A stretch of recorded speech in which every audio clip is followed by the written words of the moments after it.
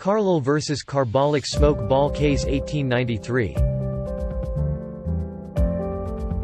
In 1889–1890, many people were suffering from influenza and almost 1 million people died of it.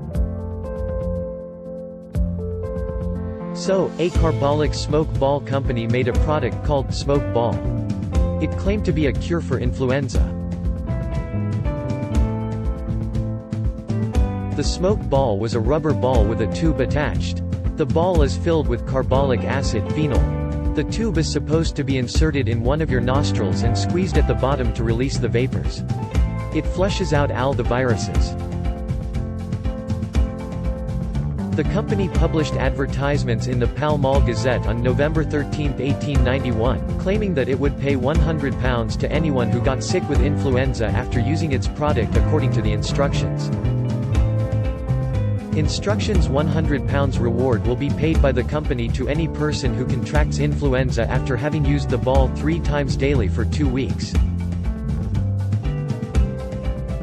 Mrs. Louisa Elizabeth Carlill saw the advertisement. She went to the market and she bought one of the smoke balls and used it 3 times daily for nearly 2 months.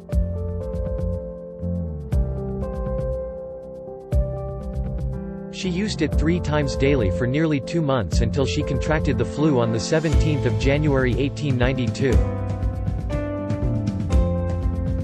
Thereupon, her husband wrote a letter for her to the defendants, stating what had happened, and asking for £100 as promised in the advertisement. The smoke ball company ignored 2 letters from her husband.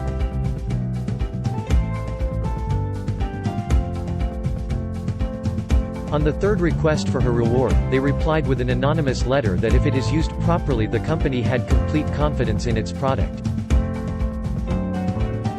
Mrs. Carlill brought a claim to court. The barristers argued that the advertisement and her reliance on it was a contract between them, so the company ought to pay. The company argued it was not a serious contract. The Court of Appeal rejected the company's arguments and held that there was a fully binding contract for £100 with Mrs. Carlill. Reasons given by the 3 judges were: 1. The advertisement was a unilateral offer. 2. The satisfying conditions for using the smoke ball constituted acceptance of the offer.